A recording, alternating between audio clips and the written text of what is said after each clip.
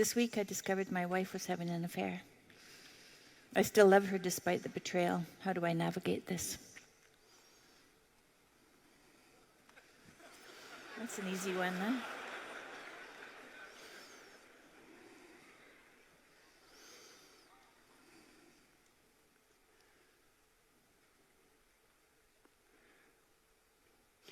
So if you came to me and as a client, say, of my clinical practice, I would help you take that question apart.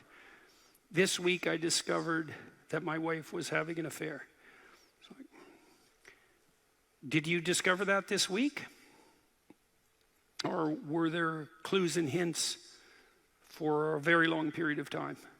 And I'm not suggesting that that's the case, by the way, to this particular individual. I don't know anything about the person who asked this question, and so I would also ask whoever that is not to presume that I'm speaking directly to their concerns, because I don't know that person well enough to do that. I have to provide something approximating a generic answer. In order for that to be rectified, you need to know what exactly happened here? What's the significance of this event? And that's one vicious question. Now, the person asking the question also leaps to an immediate conclusion. So there's a big problem here. My wife had an affair, question mark. What's going on? But then they provide an answer. I still love her, and what's the next part of it exactly? He wants to know how to navigate it. Right, so the answer is I still love her and I need to know how to navigate forward. It's like, well, I'm not so convinced of that, by the way. Are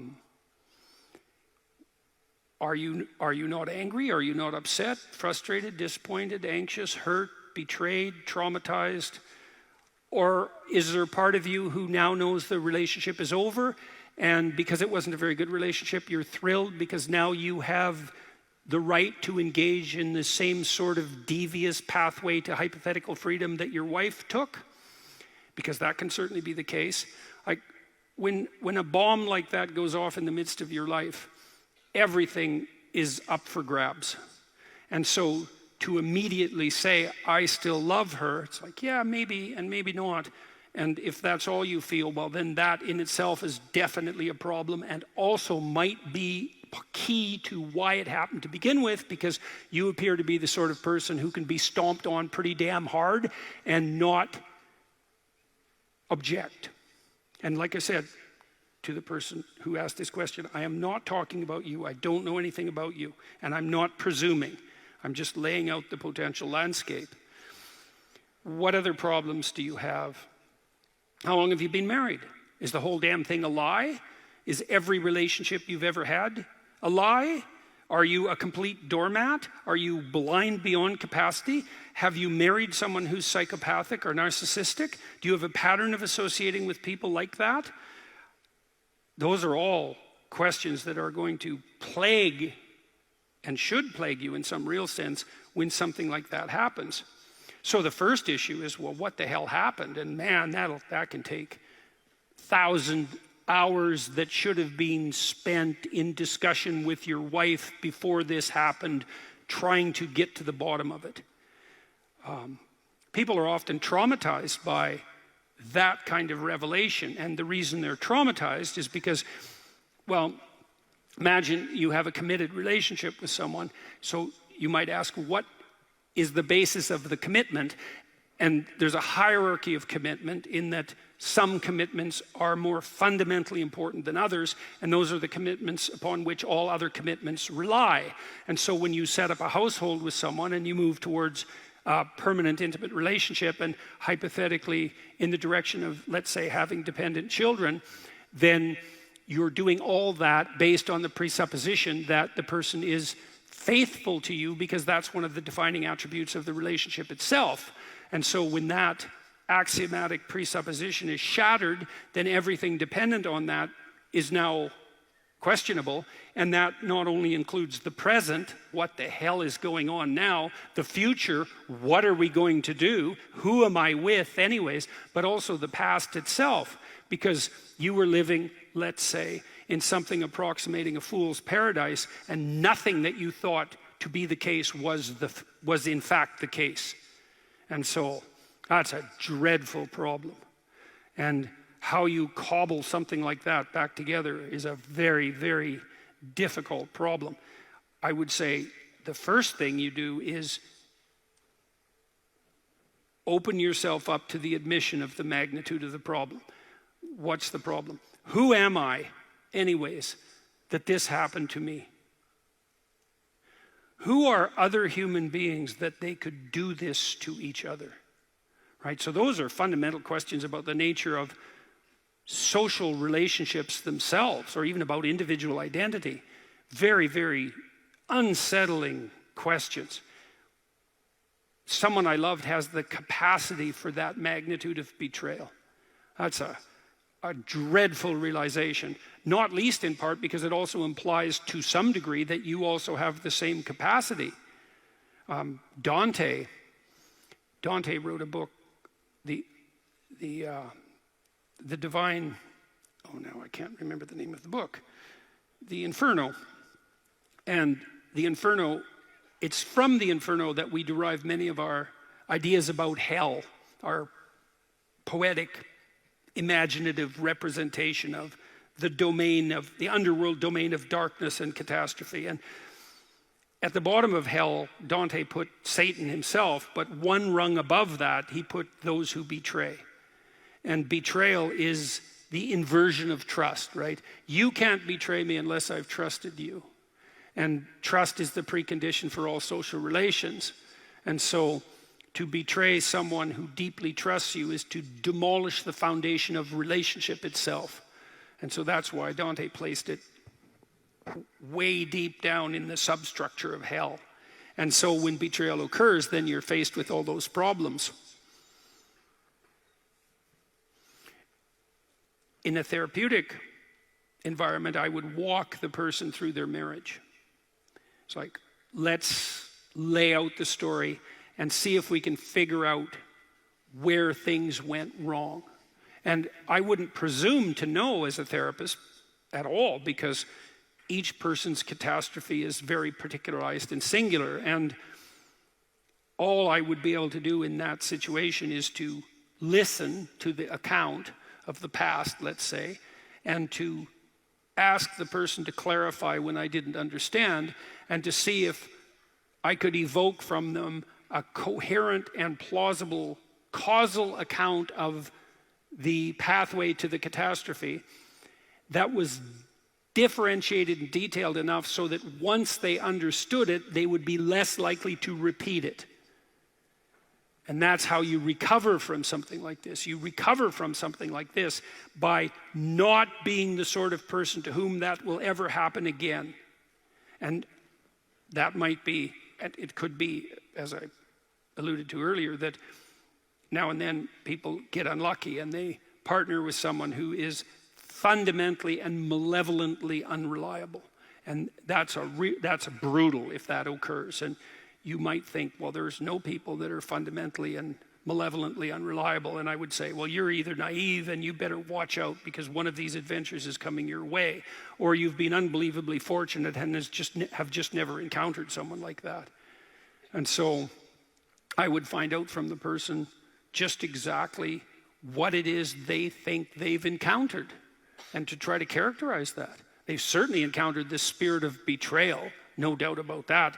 Have they encountered their own capacity for naive, willful blindness? Probably.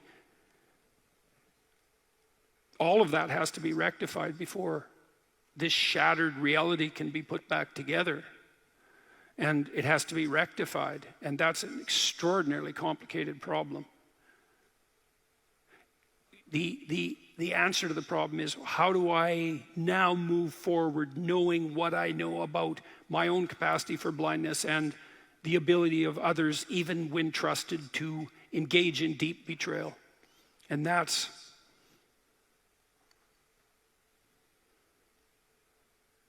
are there general principles for that? There are. One thing you'll have to do to recover is to regain your willingness to trust. But it can't be naive, because look where that got you. It has to be wise and courageous. And so to recover from this, you're going to have to be able to trust again. But trust will have to be predicated on something like courage rather than naivety. And the courage is something like the courage all wise people have when they undertake a relationship, which is something like, I know perfectly well that you're chock full of snakes, just like me. But the best pathway forward, nonetheless, is for us to extend a hand in trust to each other and see if we can build a valid and solid and sustainable and iterable relationship despite our mutual inadequacies and our proclivity for malevolence. And there isn't a better pathway forward than that. And pathway is predicated on the ability to adopt a posture of attentive trust. And so it's frequently the case that someone in this situation has to mature past their naivety, and that's a very painful thing to do, and then to regain their footing. Now, the final part of this is, can you do that with the person that you are now married to? And the answer is, well, you didn't do it the first time, so I wouldn't count on it. Does that mean it's impossible? No.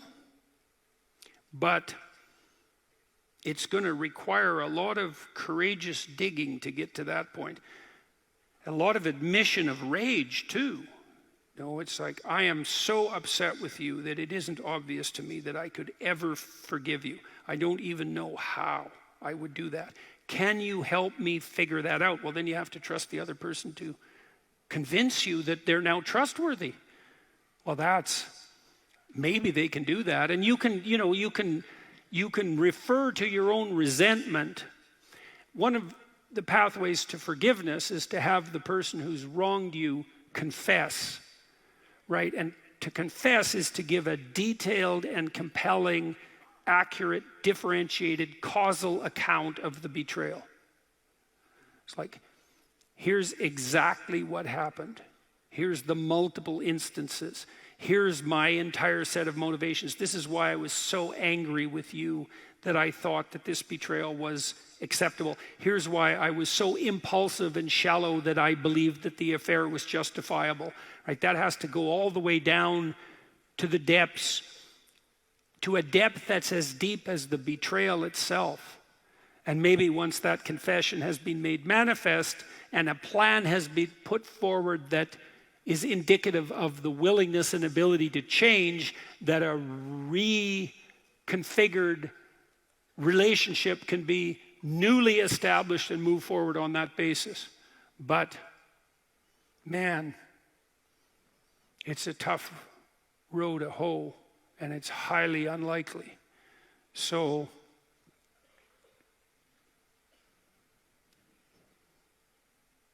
there's a rule in this book: do not hide unwanted things in the fog. Yeah, well, people hide a lot of unwanted things in the fog in their relationships, and sometimes the consequence of that is a deep betrayal. And the medicine for that, the necessary antidote for that, is to reveal all those hidden things. And God, in a relationship that's gone spectacularly wrong, that can be like 10,000 things that weren't faced in the course of the relationship. And every single one of them has to be resurrected and thought through. So, unfortunately, in some sense, that's fated as well, because once you've been hurt like that, there isn't an alternative in terms of reconstituting yourself. There isn't another option. You have to face everything that made you vulnerable in that manner to begin with. And that's a lot to face, especially all at once, especially when you've been avoiding it for maybe decades or maybe your whole life. It's rough. So good luck with it. And don't pretend. Here's a piece of advice, as a therapist, I generally don't give people advice because that isn't the role of a therapist. Do not pretend to be better than you are in this situation. Right? The fact that you're enraged, let's say, and you should be, is actually, that has to be fully admitted and worked through. Because otherwise, you'll reconstitute the relationship on unbelievably on shaky grounds. And some crisis will come your way that's not even very serious and blow you into bits again. So you'll be able to forgive the person if they can confess and transform deeply enough so that your rage is actually genuinely eliminated. And that's going to take a lot of effort, man, and a lot of honesty, a lot of willingness to see that you are in fact that demolished and outraged. That's a vicious pit to contemplate.